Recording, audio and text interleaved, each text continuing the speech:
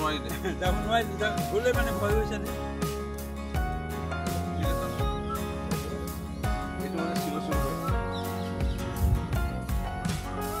পানী মুঠতে ৰাতিপুৱা 9টা বজাত এই পানীটোকে নহয় আৰম্ভটো কৰোঁ। মৰিয়নি সমষ্টিত আজি 4 দিন ধৰি বিভিন্ন বানপানী ক্ষতিগ্ৰস্ত অঞ্চলসমূহ মই পৰিভ্ৰমণ কৰি ফুৰিছোঁ। নতুন মৰিয়নি সমষ্টি পুনৰ্নিৰ্ধাৰণৰ পিছত ব্ৰহ্মপুত্ৰ নৈ কাষেদি বৈ গৈছে আৰু সকলোতকৈ ডাঙৰ এতিয়া বিপদ নামি আহিছে মিটং নৈখন আৰু জাঁজি নৈখন। এই ব্ৰহ্মপুত্ৰত খুন্দা মৰাৰ লগে লগে এই মুখসমূহত বালি দম খাই গৈছে আৰু যাৰ ফলত উভতনি পানীয়ে বেছিকৈ আমাক ক্ষতি কৰি আছে। এতিয়া আমাৰ জাঁজি নদীও খনন কাৰ্য কৰাৰ প্ৰয়োজন আছে। ইয়াৰ লগতে মিটং নদীখনো খনন কাৰ্য কৰাৰ প্ৰয়োজন আছে। কেওটা মথৰি আছে, মথৰিসমূহ খুব ভালদৰে নিৰ্মাণ কৰা হৈছে। কেওটা ৰিং বান্ধ আছে। আজি বৰ্তমান মই য'ত উপস্থিত আছোঁ বনাই নপমোৱা এই জাঁজি নদী ৰিং বান্ধৰ ওচৰতে প্ৰায় এফুট সঠিক হৈ পৰিছে আৰু পানীৰ ওপৰেদি যোৱা বছৰো বাগৰি গৈছিল।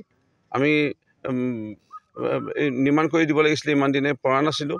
আজি মই আহি আকৌ পুনৰ পৰিদৰ্শন কৰি পেলাই এতিয়া এটা পদক্ষেপ গ্ৰহণ কৰিছোঁ। জিলা প্ৰশাসনৰ পৰ্যায়ত আজি সভা আছিল, তাতো উপস্থাপন কৰিছোঁ। অহাকালি অতিৰিক্ত আয়ুক্ত আৰু চিঅ' জিলা পৰিষদ খণ্ডায়ন বিষয়া সকলো আমি ইয়ালৈ আহিম।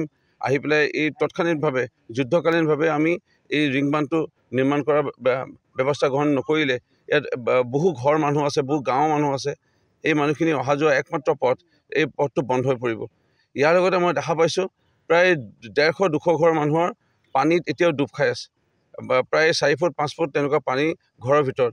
বগৰীগুৰি অঞ্চলসমূহতে হওক বা চুচাবাট অঞ্চলতে হওক, জেলিঙিটোপ অঞ্চলতে হওক, সেই ঘৰসমূহলৈ যিসমূহ ক্ষতি হৈছে, মাননীয় মুখ্যমন্ত্ৰী ডক্টৰ হিমন্ত বিশ্ব শৰ্মা ডাঙৰীয়াই ইতিমধ্যে বান পৰিস্থিতিৰ বাবে তেখেতে ধুনীয়াকৈ আমাৰ অসমৰ ৰাইজক কেনে ব্যৱস্থা অসম চৰকাৰৰ পৰা কৰাৰ পদক্ষেপ গ্ৰহণ কৰা হৈছে অৱগত কৰিছে। আজি জিলা পৰ্যায়ত সভাত এইসমূহ বিষয়ে আলোচনা হৈছে। ক্ষতিপূৰণ তেওঁলোকে পাব।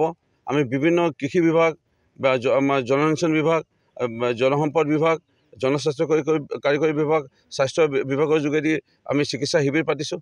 পশু চিকিৎসা শিবিৰ আমি অনুষ্ঠিত কৰিছোঁ।